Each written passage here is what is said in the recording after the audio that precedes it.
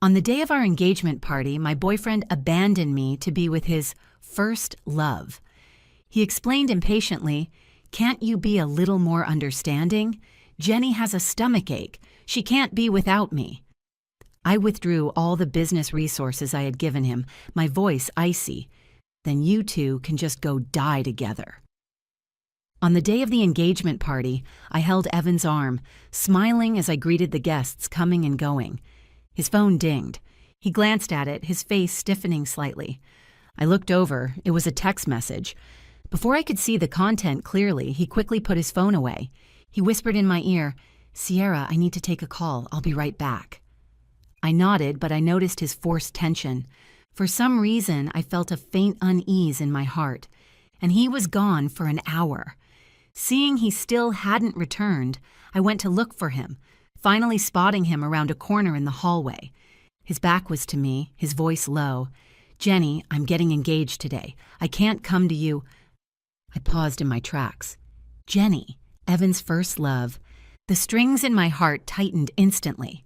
Just then, whatever was said on the other end made Evan's expression change, his tone anxious. "Wait for me. I'll be right there."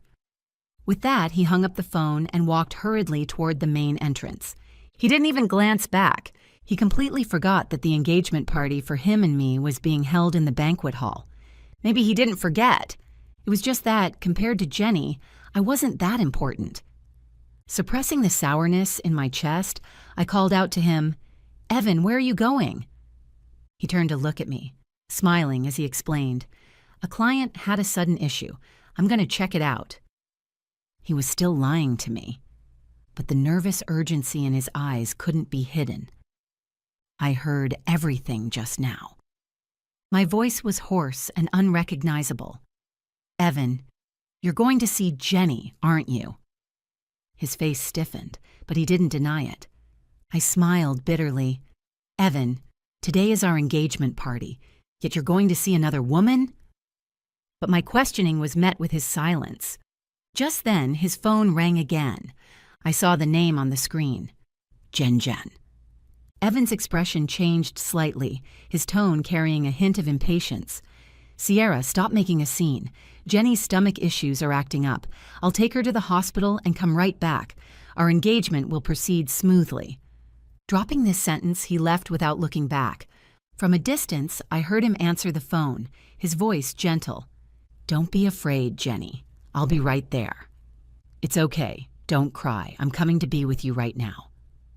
I stared fixedly at his retreating back, feeling sorrow only for myself. I once saw a question. How powerful is the white moonlight, the one who got away? The top voted answer was, "The moment she appears, no one else counts." Jenny and Evan. They were first loves, childhood sweethearts even. But 8 years ago, Jenny went abroad, and they broke up. I knew she meant something different to Evan, yet I still underestimated her. The moment she appeared, my 3 years of companionship counted for nothing. My hands trembled uncontrollably as I leaned against the wall. If he cared about her that much, why bother getting entangled with me? Was I just a replacement? These 3 years of feelings were truly laughable. The guests at the banquet were still waiting. I couldn't be gone for long. I reapplied my makeup, took a deep breath, and walked into the banquet hall. Then I announced the cancellation of the engagement. The guests looked bewildered. My expression was indifferent. "Evan went to be with Jenny just now. I don't like it, so the engagement is canceled." A simple sentence, profound in meaning. On the day of the engagement, abandoning his fiancée to be with another woman. Isn't that just cheating? The guests looked at me with mockery, indifference, or curiosity. The banquet hall fell silent. Just then, a lazy voice came from a corner. "Should have done this long ago. There's no reason for the eldest daughter of the Caldwell family to keep a disloyal dog." I looked toward the sound, meeting a uniquely handsome face. Julian, my nemesis since childhood. But right now, his words struck a chord in my heart. A disloyal dog. It was indeed an apt description for Evan. News of the canceled engagement spread quickly. By the time I got home, I received a call from Evan. Sierra, why did you cancel the engagement party? I didn't answer. He knew the answer to this question better than anyone, yet he wanted to push the responsibility onto me. Simply ridiculous. Seeing I was silent, Evan softened his tone. Sierra, stop throwing a tantrum, okay? I already explained to you. I was just helping her this once. I would have come back after taking her to the hospital. Why couldn't you wait for me? He spoke with such self-righteousness, as if I were the one in the wrong. Sierra, let's get engaged again, okay? I really love you. Love me?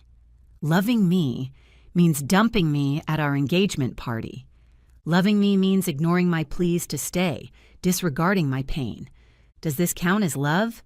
It counts for shoo-tea. Don't say you love me. I said coldly. Your love is so dirty it makes me sick. Evan's breathing paused, his tone becoming stiff. Sierra, Jenny's stomach issues flared up. She can't be without me. I scoffed, interrupting him. Then you two can just go die together. Evan's tone turned icy. Sierra Caldwell, do you have to speak so harshly? I wasn't afraid in the slightest, my tone colder than his. Compared to the disgusting things you've done, what do my words amount to? On the other end of the phone, Evan fell silent, leaving only the sound of shallow breathing. The air went quiet. My previously chaotic heart slowly calmed down.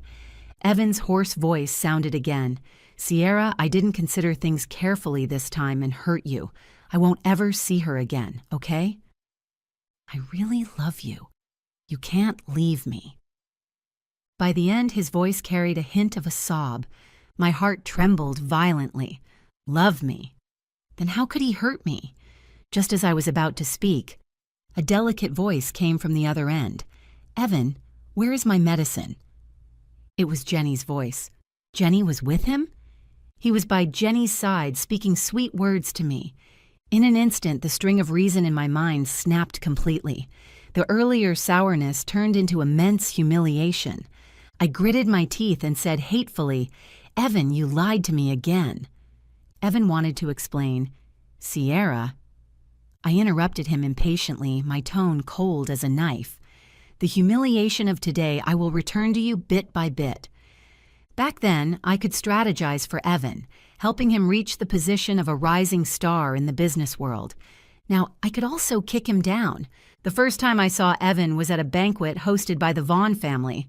I had already declined, but my father dragged me there by force. Lazy about socializing, I hid on a balcony no one cared about, admiring the night view and drinking champagne. Just then, someone walked up behind me, voice low and husky. You sure know how to steal some peace and quiet. Julian Vaughn. I rolled my eyes. Can't compare to young Master Julian. Loved by all, flowers bloom when they see you. Everyone who sees you just has to come over and say a few words. My words took 10 turns to say what I meant, fully embodying what it means to be passive-aggressive.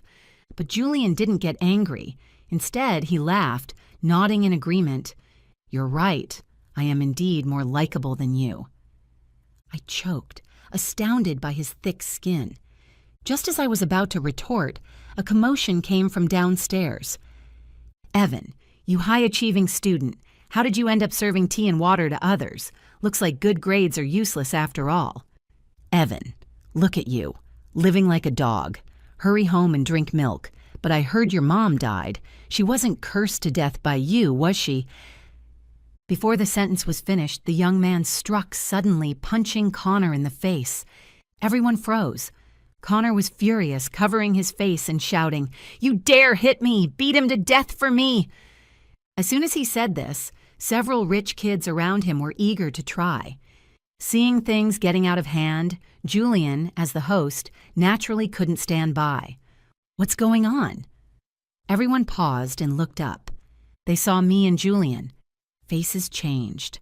I leaned on the railing, looking down, my gaze landing on Connor. What do you mean by cursed to death? I hadn't intended to intervene. After all, bullying the weak was too common in this circle.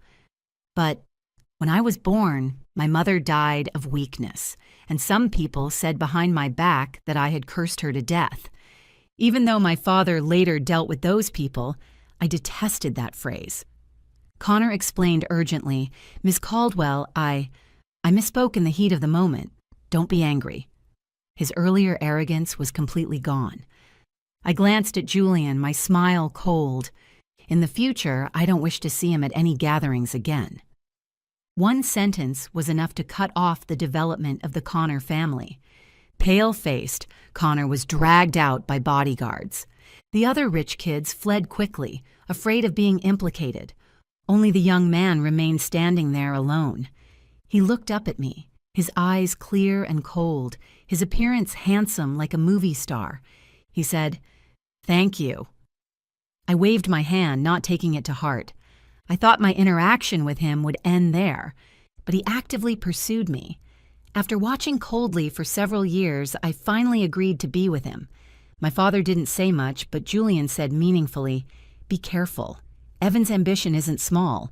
You can't domesticate a dog like that." At the time, I felt disdain, but now it turned out to be prophetic. Evan indeed couldn't be domesticated. I took a deep breath and dialed my secretary's number. "Secretary Dye, the cooperation I mentioned last time for the Hayes Group, stop it." I certainly knew that one cooperation wouldn't cripple Evan, who was already established, but my purpose was to send a message to the outside world. Evan and I had completely fallen out. The reason Hayes Entertainment developed so rapidly was that I funneled some of Caldwell Entertainment's resources and actors to it. Back then, out of respect for the Caldwell family, no one objected. Now, naturally, no one wanted to offend the Caldwell family because of Evan. In half a month, Hayes Entertainment's resources were suddenly cut off, and some qualified stars and actors wanted to terminate their contracts.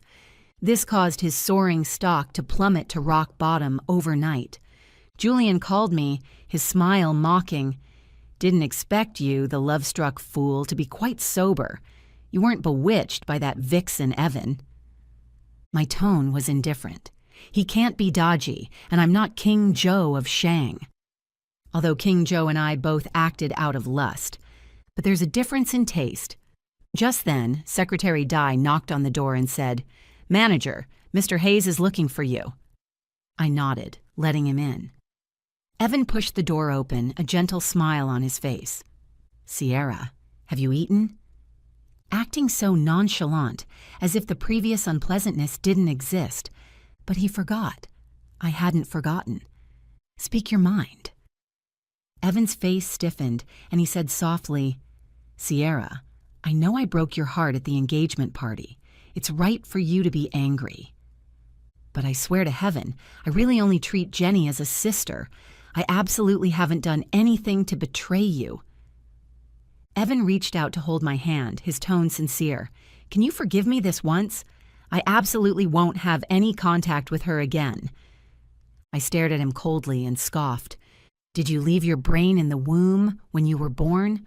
Or did you throw it away during evolution, assuming everyone is as stupid as you and so easy to fool?" The smile on Evan's face couldn't hold up anymore, but he persisted. "Sierra, I really love you. Have you forgotten how good I was to you over these 3 years? Do you have to be so heartless?" My father once told me that when a man brings up the past, it proves he has nothing left now to move you. Evan was just like that. I narrowed my eyes slightly, staring at him expressionlessly. "You were indeed good to me, but I wasn't bad to you either. You went socializing and got dead drunk. I prepared the hangover soup for you. You were hospitalized with a fever. I took care of you sleeplessly. You were short on funds. I took out all my savings, your top-tier resources and actors. I gave them to you one by one. I accompanied him through the most difficult entrepreneurial period. I gave money, effort, and resources, all for Evan the person. Compared to the love Evan gave me, the things I gave were more practical and helpful. Evan understood this better than anyone. His voice hoarse, he said, "Sierra, I know it all. Let's start over, okay?" I shook my head without hesitation. Evan, I asked you at the engagement party. You insisted on leaving. I lowered my bottom line for you, suffered grievances and sadness for you. You made me feel like a cheap throw-in. Evan, you let me down. Evan's face was ashen, his hands trembling involuntarily. A trace of disgust flashed through my cold eyes. I am not trash, and the things I gave you aren't cheap. Since you don't cherish them, I'll take them all back. Evan looked at me silently, his thin lips parting slightly, but he couldn't say a word for a long time. Finally, he left the company in despair. Secretary Dye whispered from the side, "That attitude looked quite sincere." I glanced at her, my tone indifferent. If he really wanted to apologize, did he have to wait until his career hit a snag to come? The little assistant was confused. He wanted to... I sneered twice and said, "He just came to test my attitude." If I could really be coaxed back with a few words, he would have me under his thumb from then on, sucking my blood until I had nothing left. But I was no longer an innocent little girl. There were countless dirty things in the upper-class circle. Compared to those men and women trying to climb into wealthy families, Evan's methods were too naive and too lofty. But now that my attitude was so tough, if he wanted to salvage things, he'd probably have to think of other ways. The potential stars of Hayes Entertainment left one after another. Some faded celebrities had no fame and couldn't make money. The stock dropped day by day, seeing the capital chain breaking and the company about to collapse. Suddenly, Jenny parachuted in and signed with Hayes Entertainment. Although her acting was subpar and her singing and dancing even worse, she won by being beautiful and popular. She was currently a hot young starlet, very capable of gathering wealth. Sitting in my office, Julian clicked his tongue in wonder. This month, Jenny took 5 commercials and 3 variety shows, working almost non-stop all month, just to patch up Evan's capital chain. I glanced at him, my hand signing documents without stopping. "You're really idle, even asking about this." Julian grumpily snatched my pen, indignant. "Little ingrate, who am I doing this for?" "Stop pretending to be deep." I leaned back in my chair, sneering. "You just want to watch the drama."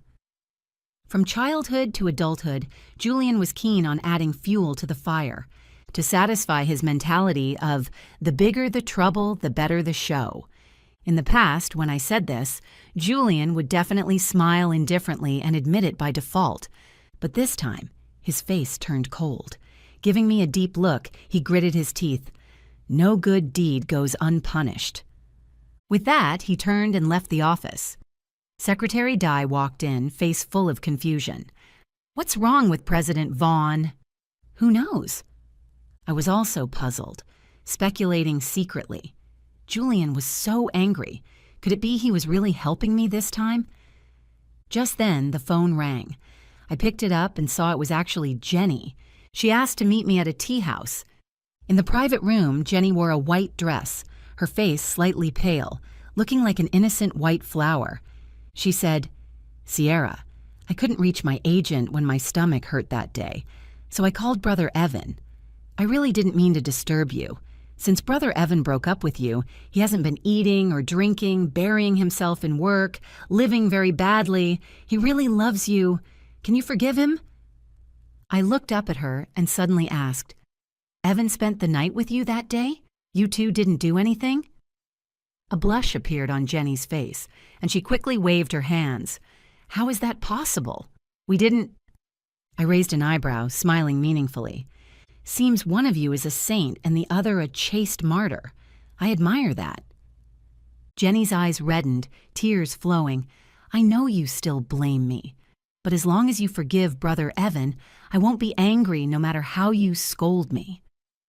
I watched her perform quietly, showing no reaction. Seeing her expression becoming stiffer, I slowly said, "Honestly, if you applied the skill you use acting in front of me to your work, you wouldn't be called the queen of bad movies. We're both 1,000-year-old foxes. Why are you playing the innocent chicken with me?"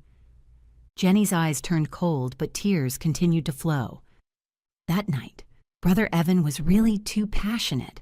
I could only endure. Before she finished, I picked up my iced coffee and splashed it on her face. She screamed, hurriedly grabbing tissues to wipe it, but I grabbed her wrist and punched her in the stomach. Jenny screamed and fell to the ground. Covered in coffee stains, she looked utterly wretched. She seemed not to expect I would get physical, staring at me in shock. Looking down at her, I sneered. "Don't tell me all that dirty stuff. I have zero interest in your animalistic mating." With that, I walked out of the private room and left. Since Jenny sought me out to create news and establish an innocent persona for herself, I'd satisfy her. The mantis stalks the cicada, unaware of the oriole behind.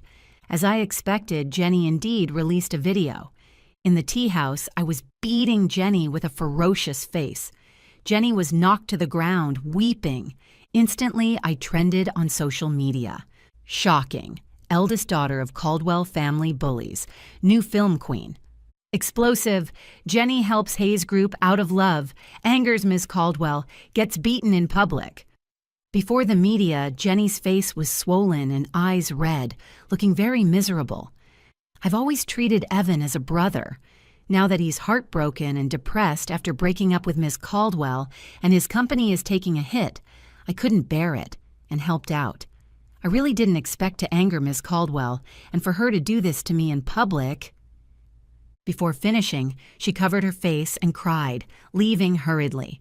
For a moment, I was pushed to the forefront of the storm. Since I didn't have an account, netizens rushed to the Caldwell Group's account. The comment section and DMs were filled with insults and slander against me. The Caldwell princess really is different. Won't let the ex-boyfriend go even after breaking up. Has to bankrupt him to be satisfied. My goddess is kind and loyal, daring to offend the Caldwells to help Evan. I love you forever. Sierra Caldwell is bullying people too much. Evan comes from a humble background. How could he fight the Caldwells? Vicious, mean. The Qing dynasty fell ages ago, yet she's still using power to oppress people. Of course, there were a few questioning comments. Did Evan do something to betray the girl to be targeted like this? But they were quickly buried. Jenny's speech is too pick-me. However, in the blink of an eye, they were buried, and clicking on them showed the accounts were reported and banned. How guilty must they be?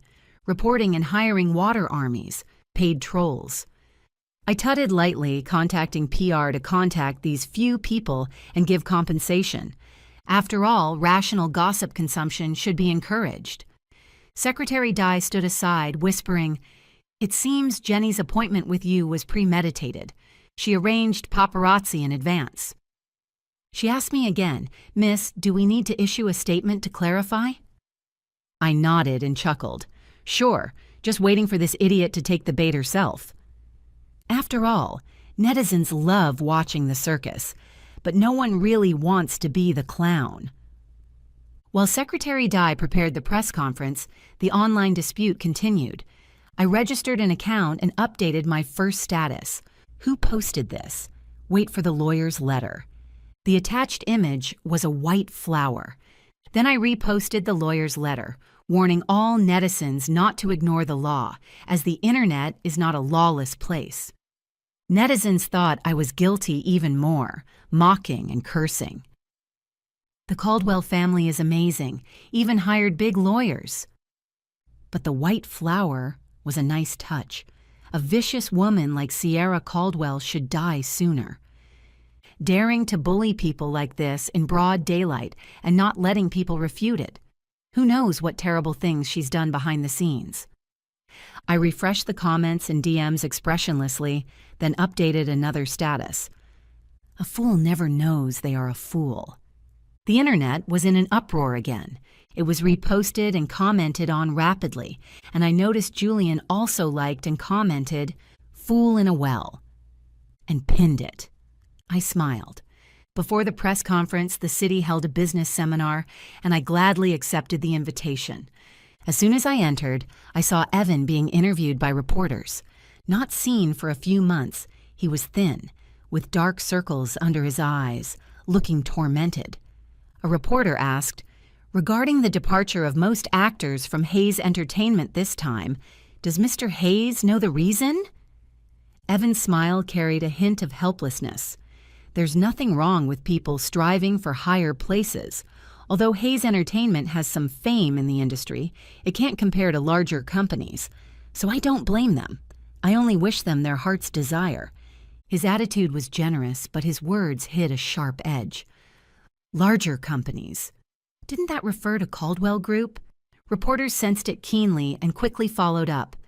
Mr. Hayes is truly broad-minded.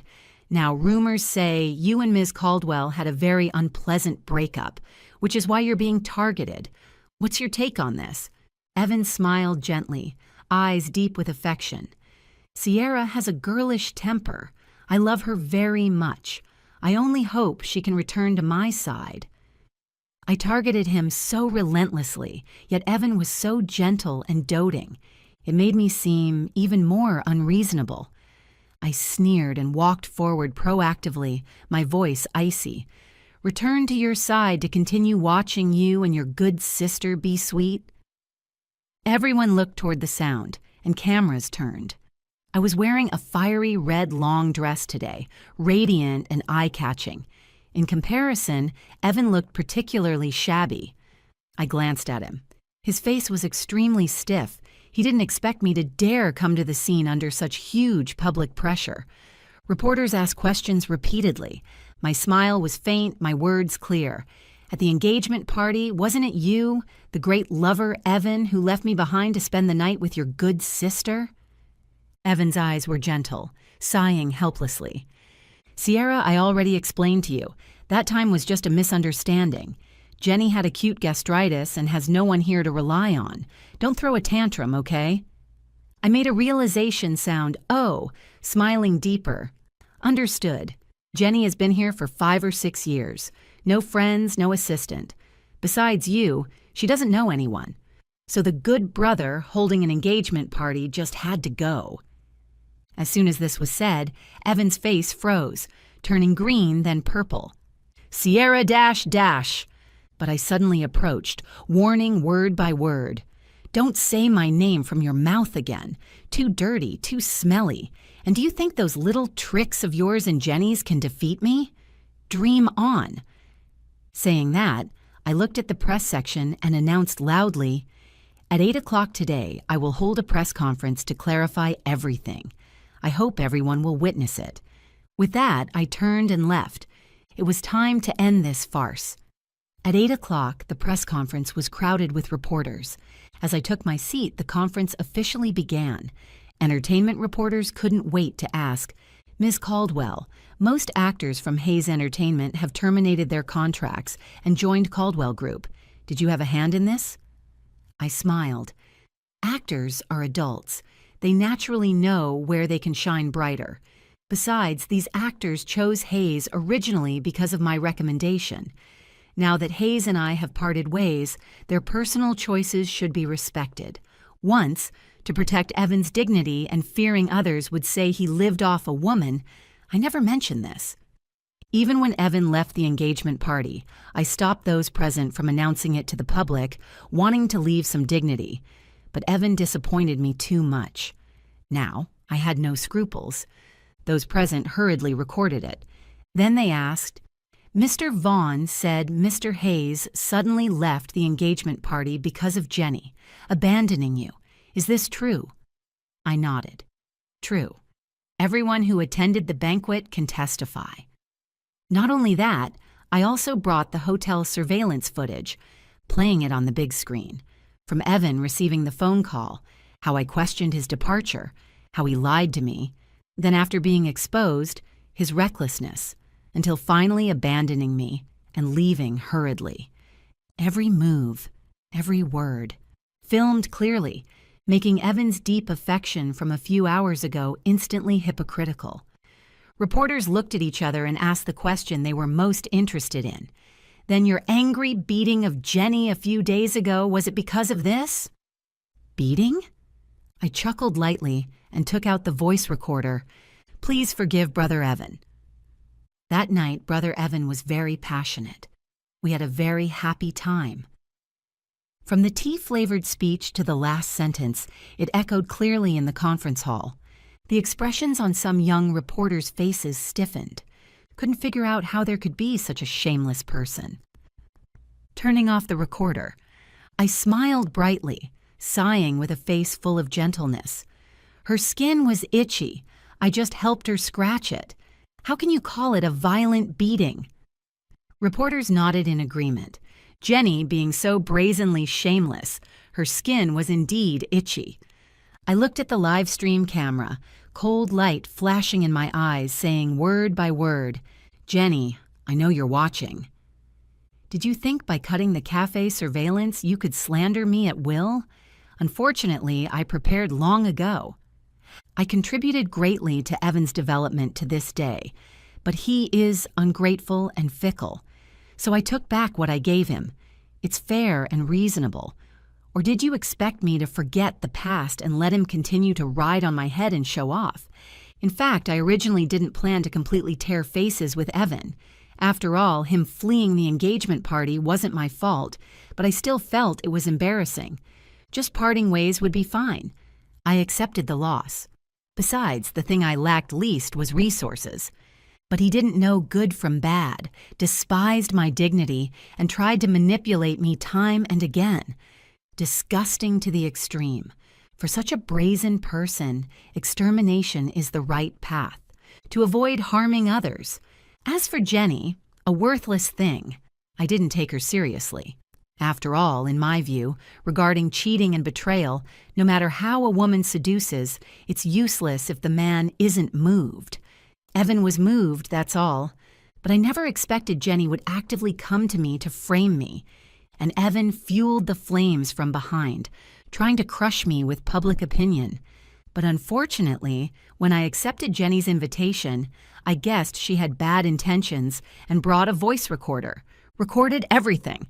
Reporters were moved by my speech, nodding along with my words. I hooked my lips in satisfaction, sneering, "Evan wants to be Xue Pingyi, but I'm not Wang Baochuan. I was born with a bad temper and am not to be trifled with. If someone provokes me a little, I will return it 10 or 100 times. I won't be a love-struck fool, nor will I go dig wild vegetables in the mountains. An arrogant, rich woman like me will only buy the entire mountain and bury the scum man and cheap woman together." After the clarification at the press conference, I trended again. But compared to the insults and slander last time, this time it was all praise. Brave and resourceful, Sister Sierra is the real heroine. Jenny, you green tea, dared to provoke a volcano like Sister Sierra, burnt until not even dregs remain. This is the correct way to treat scum men and cheap women, begging love-struck fools to come learn and watch. I won't allow any Wang Baochuan not to have seen Sister Sierra's speech on love. Washed very clean. Someone send me to Sister Sierra's bed. I laughed at the comment section. Julian placed the cut steak in front of me, his voice gloomy. "Ms. Caldwell, I have to remind you, you need to apologize to me, and I am not your little eunuch." Where would there be such a handsome little eunuch? I put down my phone, looking at him with a smile, smiling very sweetly. "You are my imperial guard with a sword." Supporting me at the engagement party, collecting Jenny's information for me, standing up for me before the media. I saw it all. Julian really wasn't as annoying and hateful as when we were kids. Julian froze, then coughed lightly with a bit of panic in his eyes, saying grumpily, "As long as you know." I stared at his reddening ears, smiling deeper. "Jules, you're blushing." He subconsciously covered his face. Looking up to see my teasing look, he realized he overreacted and loosened his tie, pretending nothing happened. "It's just too hot here." I raised an eyebrow, pretending to agree. "Okay, it is indeed too hot." Julian glanced at me, and I blinked innocently. Both of us couldn't hold it in eventually and laughed. Julian drove me back to the villa. Just as I got out of the car, a person rushed out from the shadows, lunging at me. But before getting close, he was kicked to the ground by Julian.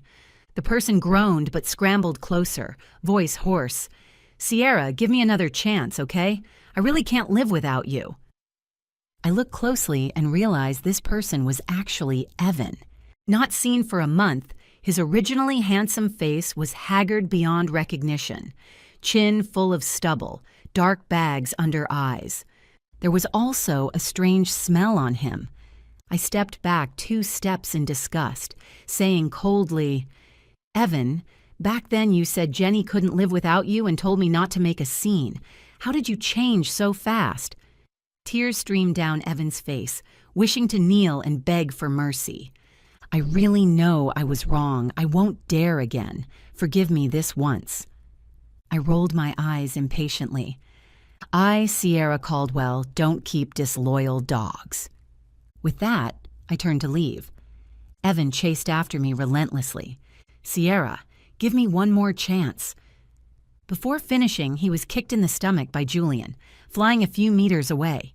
Julian stared at him with cold eyes, as if looking at a dead object, saying word by word, "Don't use your dirty mouth to mention her name again."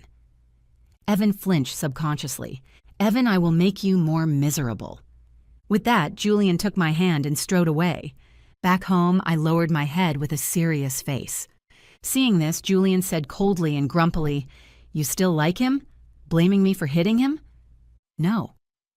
I glanced at him, shook our joined hands, smiling innocently.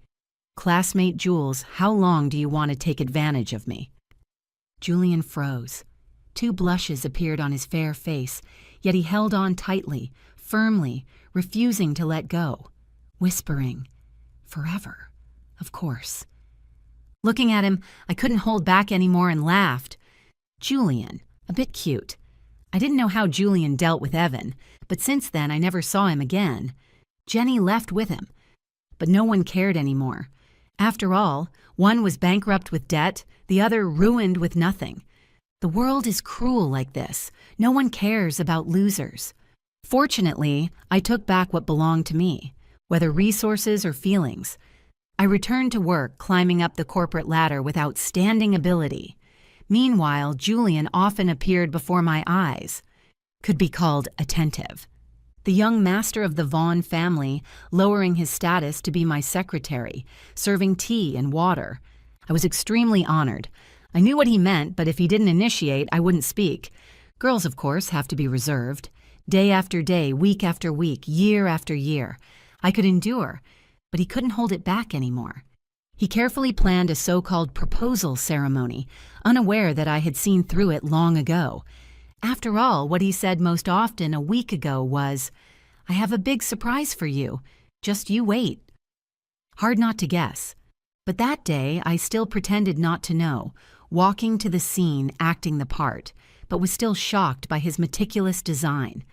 Fireworks bloomed together, colorful in the dark night, brilliant, romantic.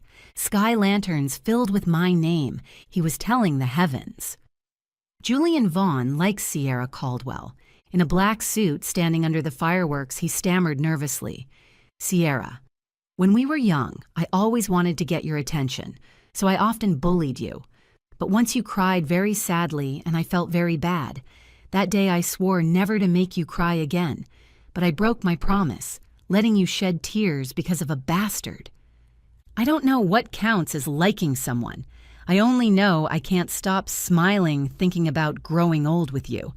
I get excited seeing you appear. I'm happy when you're happy, sad when you're sad. I've set my sights on you, and so is my heart." With nervous and anxious eyes, he asked, "So, Sierra, are you willing to marry me?" The crowd cheered. "Say yes! Say yes! Marry him!" I blinked, holding back tears, but couldn't hide the choke in my voice. "But I'm not your girlfriend yet." Julian froze, quickly asking, "Then can I become your boyfriend?" "No." Julian was instantly disappointed, hands trembling subconsciously. "That's okay, too. I can keep trying." I reached out and placed a finger on his thin lips, stopping his words. Looking at his confused eyes, I smiled brightly. "Silly, I do." I added, "Answering your first sentence."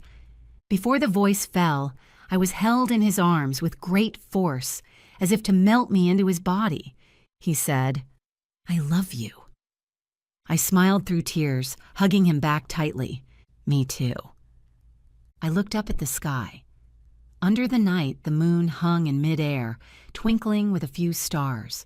Twinkling. But stars and moon converge into a sea, finally belonging together now. Evan's side story. Sierra is getting married. This wedding of the century went viral.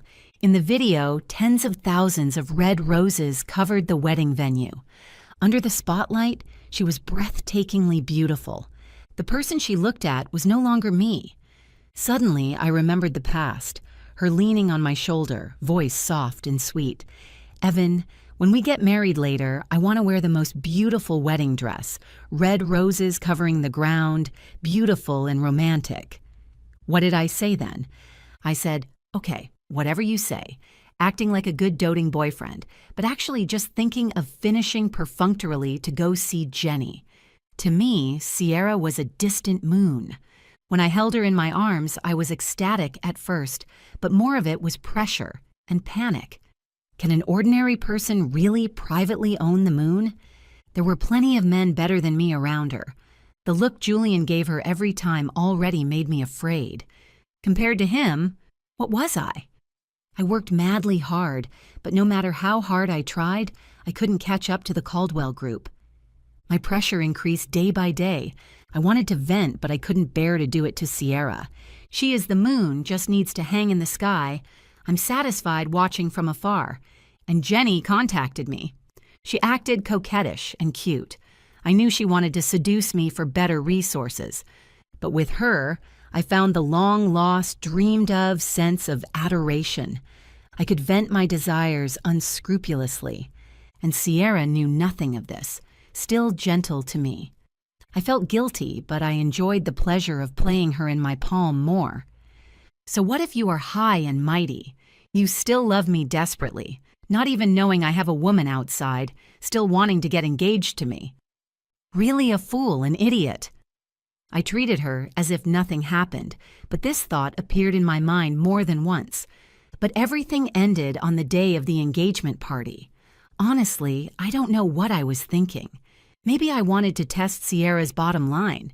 Maybe I really worried about Jenny. But it didn't matter anymore. Sierra broke up with me. Actually, after breaking up, I subconsciously sighed in relief. Compared to Sierra, I cared more about my career. That's what I thought. But as my company's talent left and financial pressure multiplied, I made mistake after mistake. Until finally I went completely bankrupt, shouldering huge debts. I changed my name and fled to my hometown. News travels slowly in the countryside. They knew nothing of my past. So under my parents' arrangement, I married a twice-divorced, fierce woman. Life was wretched, poor, and hard. I started dreaming about the past night after night, sweet, triumphant, sad, but no Sierra. However, how could trash like me deserve to dream of her? I knew, but maybe because I watched the video today, she appeared in my dream. "Evan, are you really going to be with another woman at the engagement party?" "Evan, you are disgusting, and so is your love." "Evan, you are the one who let me down." Her questioning sentence by sentence, tears falling drop by drop, smashing on my heart. Clearly a dream, yet I hurt so much I couldn't breathe. But I couldn't bear to wake up. If not in a dream, I'm afraid I'll never meet her again in this life. Until I was beaten awake. Opening my eyes to the fierce woman's face, she shouted loudly, "Evan, stop playing dead. Get up and set up the stall." Dreaming all night, I was sleepy and tired. I don't feel well today. Don't want to go. But before finishing, the quilt was lifted by the woman, chilling me to the bone. The woman shouted even louder, "Don't want to go? If you don't go make money, bring me the milk powder money for your son. Do you want to starve your son?" Son. The woman's ex-husband's child. I wanted to talk back, but looking at her fierce and hideous face, I didn't dare utter a word. "Get up, don't make me do it." I could only crawl up to dress, pushing the breakfast cart, slowly walking on the snow. Just arriving at the alley entrance and setting up the stall, a woman's sharp voice came from not far away. "Brother Chen, this money isn't right. Still 200 short." A man shook off the woman's hand, saying coldly, "You rotten goods are worth this price. If you dare follow again, I'll beat you to death." With that, he turned to leave. But the woman wouldn't give up chasing, clinging to the man's arm, not letting go, while shouting loudly, "Brother Chen, even if you beat me to death, you have to give me the missing money. Otherwise, I'll go to your house, let your wife and kids know what you did. You are alone and afraid of nothing. Can your son in the honor class handle it?" The man was furious, wanting to beat the woman, but seeing more and more onlookers, he spat, "Truly a shameless slut. Want money? Get it yourself." He took out 200 yuan and threw it into the nearby lake. Must go into the water to get it. This weather. The lake water wasn't frozen, but was bone-chillingly cold. Yet the woman disregarded everything, jumping into the water to pick up the money. When coming ashore, she was shivering with cold, her coat soaked, neck full of bruises and red marks. Passers-by saw and stayed far away in disgust. I watched this scene numbly, stepped forward and threw a coat over her. The woman didn't even look up, smiling coquettishly with practice. "Good brother, want to have some fun?" But the moment she looked up, she couldn't say a word. "Evan?" I nodded, returning to the stall, numbly repeating selling breakfast, collecting money, counting money. Jenny watched for a while, suddenly laughing mockingly. "Didn't expect you to end up this miserable too." I looked up at her.